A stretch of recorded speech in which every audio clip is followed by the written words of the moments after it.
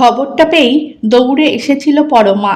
নন্দিনীর মেয়ের হঠাৎ করে এমন একটা বিপদে নন্দিনীর পাশে থাকতেই হয়েছে তাকে। কলেজ থেকে ফেরার পথে এক বাইকের ধাক্কায় এমনভাবে হাতে চোট পেয়েছে যে ডাক্তার বলেছেন শুধু প্লাস্টার করলেই হবে না, হাতে প্লেট বসাতে হবে। নন্দিনীর সাথে অপারেশন থিয়েটারের পাশে বসেই পরমা লক্ষ্য করল জয়িতাকে। চোখ মুখ ভার করে একজন ডাক্তারের পিছন পিছন ছুটে চলেছে।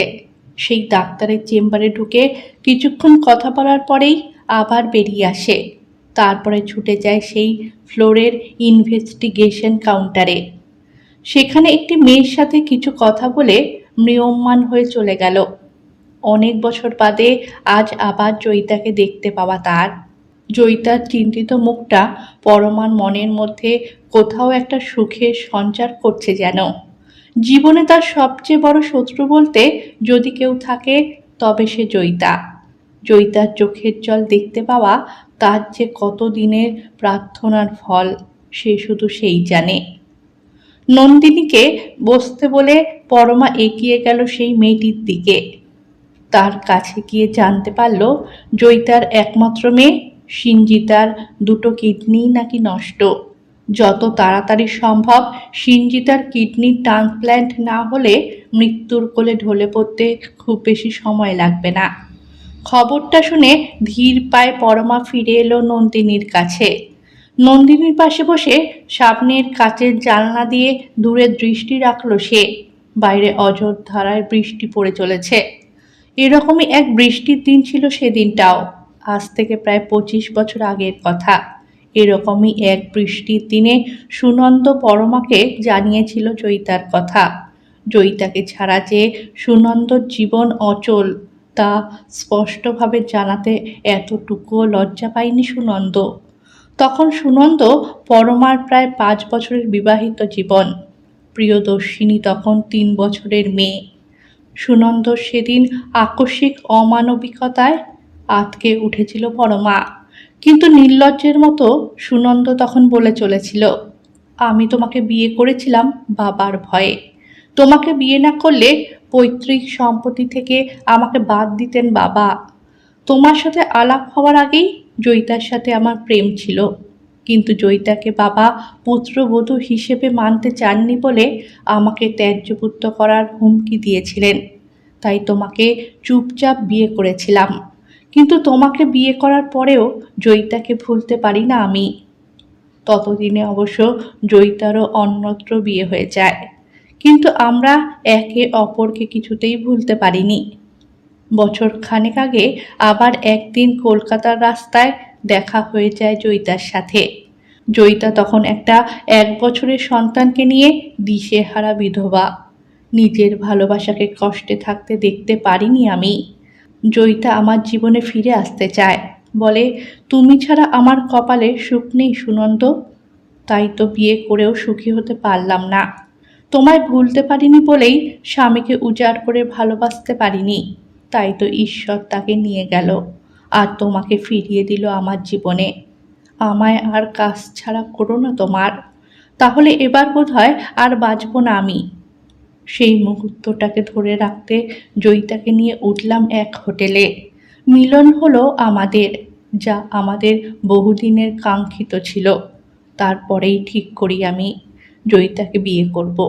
ভাবা মাত্রই রেজিস্ট্রারের সাথে দেখা করে বিয়ের ব্যবস্থা করি। প্রায় 8 মাস হয়ে গেছে আমরা আইনত স্বামী স্ত্রী। আমার এক ভাড়া করা বাড়িতে থাকে জয়িতা আর আমাদের ছোট্ট সিঞ্জিতা। আমি অফিসের কাজে বাইরে যাওয়ার নাম করে মাঝে সাঝে সেখানে গিয়ে থাকি। এত দূর বলে সুনন্দ থামে। পরমা ধীরে ধীরে প্রশ্ন করে, এতদিন বাদে এসব কথা আমাকে শোনালে কেন? সুনন্দ নির্লজ্জতার মাত্রা ছাড়িয়ে বলল, জয়িতাকে এবার এই বাড়িতে নিয়ে আসবো। এখন থেকে একসাথেই থাকবো আমরা।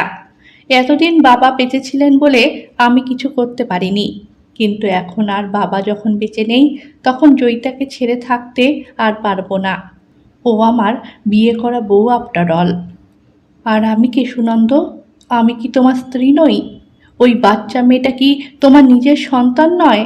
সুনন্দ একরাশ রূঢ়তা নিয়ে বলল, তুমি আমার বাবার জেদ ছিলে, যা বাবা চলে যাবার সাথে সাথে আমার জীবন থেকেও মুছে গেছে।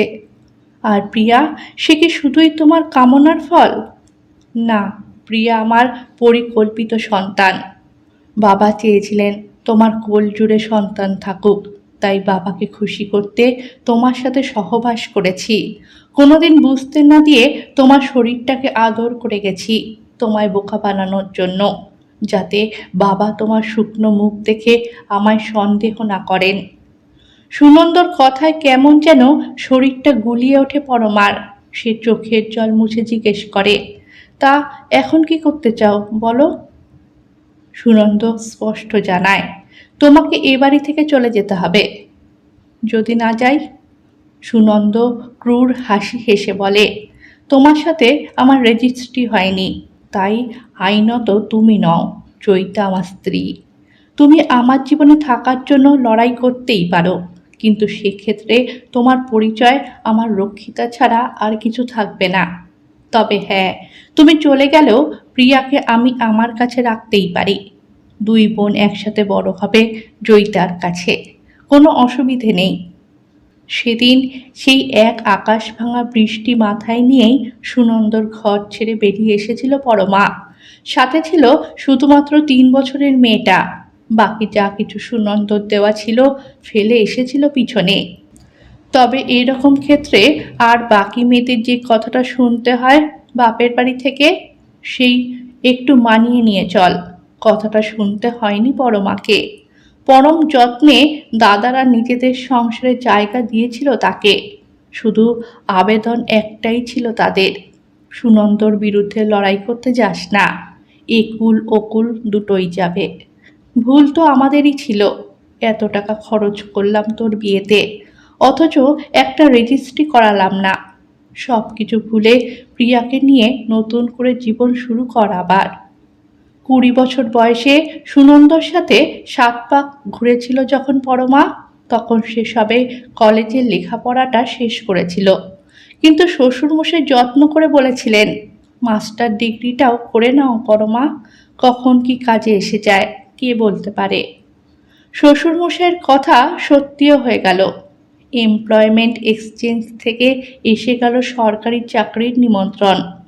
পরীক্ষার ইন্টারভিউ দিয়ে এডুকেশন ডিপার্টমেন্টে কেরানির চাকরি জুটে গেল পরমার। এরপরেও চেষ্টা করেছিল পরমা সুনন্দকে কাছে পাবার, নিজের জন্য নয়, ওই বাচ্চা মেয়েটার জন্য। প্রিয়া যেন তার বাবার স্নেহ থেকে বঞ্চিত না হয়, তাই অনুনয় বিনয় কম করেনি সে। কিন্তু সুনন্দ তার সিদ্ধান্তে অটল। অগত্যা একদিন সুনন্দর অনুপস্থিতিতে জয়িতার সাথে নিজের শ্বশুরবাড়িতেই দেখা করতে আসে পরমা।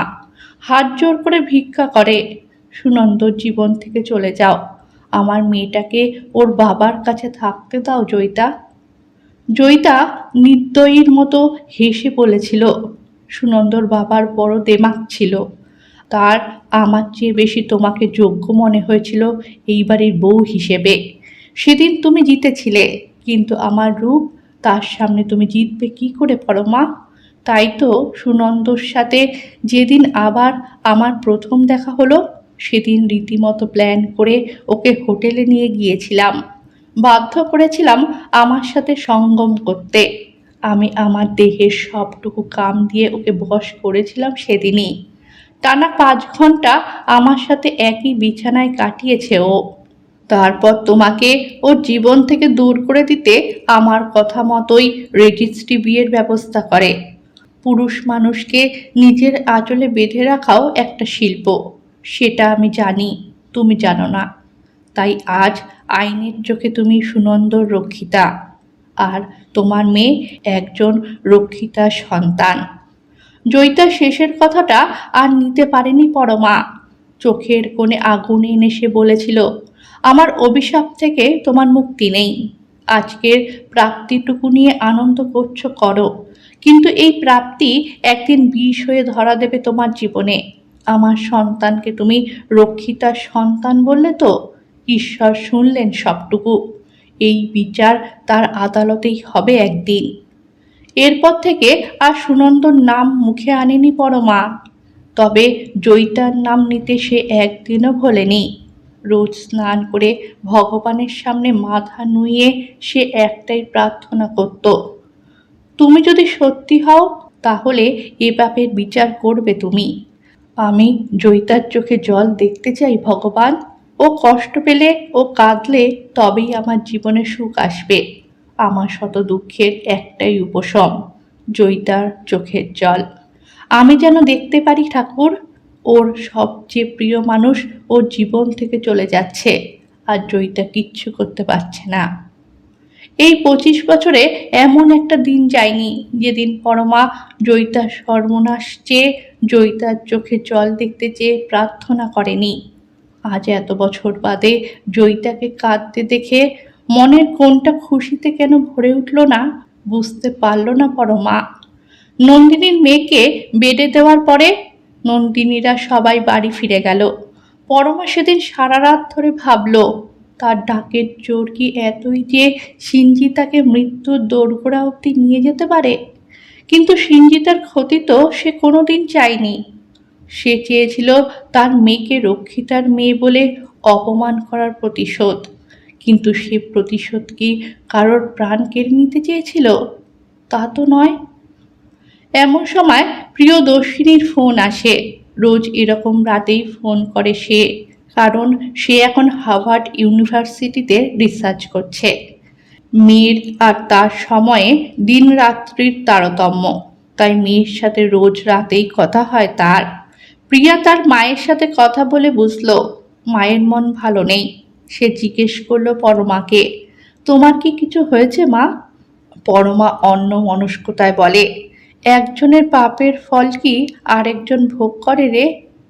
প্রিয়া স্বাভাবিকভাবে বলে, সে তো জানি না মা, তবে দিদুনকে বলতে শুনেছি এ জীবনের কর্মের ফল নাকি এই জীবনেই ভোগ করে যেতে হয়।